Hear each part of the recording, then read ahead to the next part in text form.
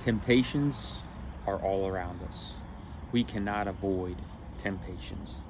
However, entering into them, as Jesus talked about in this chapter when he was warning his disciples to stay awake, to keep watch and pray, entering into those temptations, entertaining them, that is a personal choice. We all have the choice whether we want to entertain, to enter into temptation or not.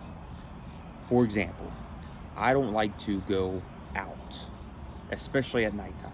Like, I avoid going out in public a ton, especially at night. At a certain time, I just don't think a whole lot of good happens during the nighttime. All throughout the Bible, we read about how to avoid the darkness.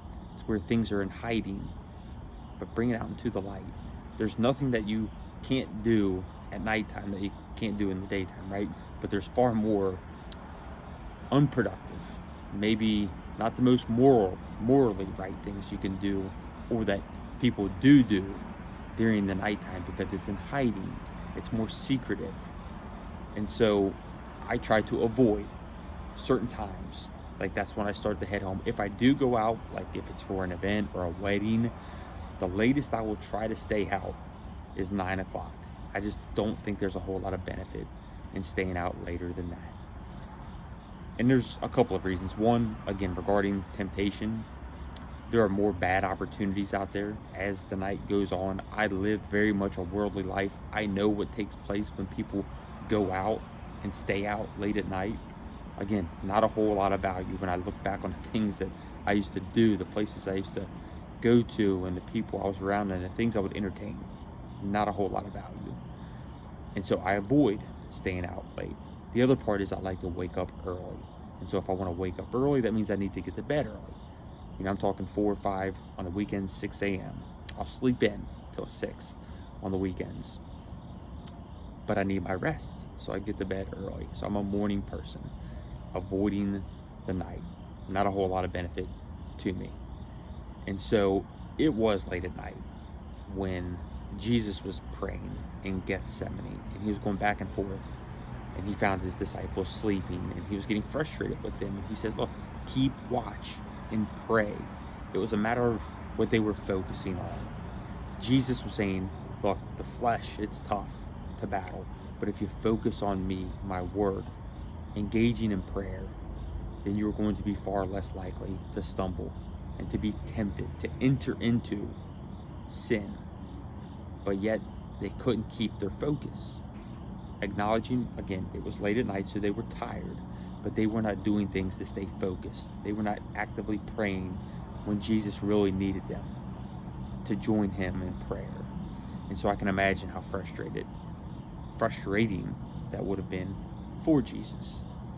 And so when it comes to temptations for us and avoiding them, again, they're unavoidable, but you know where temptations lurk most for you, where you are most vulnerable. I know where I'm most vulnerable. Again, there's a reason I don't go out late at night.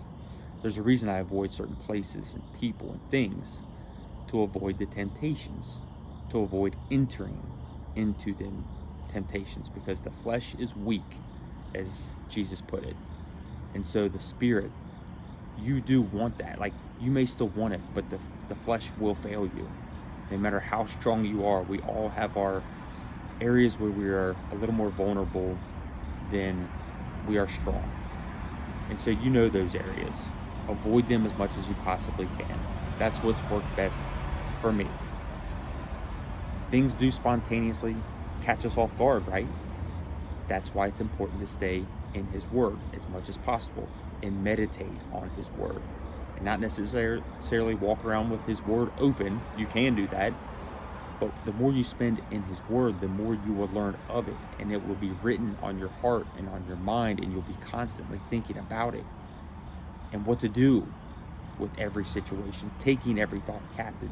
Those things will naturally happen in your life, and you will avoid temptations, avoid entering in temptations. Because again, they're always going to be here. They're always going to be there, trying to cause you to stumble. So stay in the light as much as you possibly can. Stay in his word.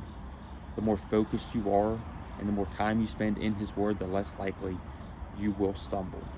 If you stumble, while you are in the Word, then that means you are deliberately doing it. You cannot do both. You cannot be focused on God and entertaining sin. The two cannot go together. It's impossible. So that means you're being deliberate about it.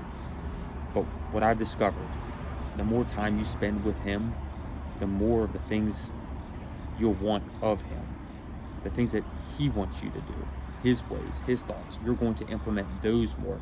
You're going to be ashamed, disgusted by the things that you once were tempted by. You'll want nothing to do with them.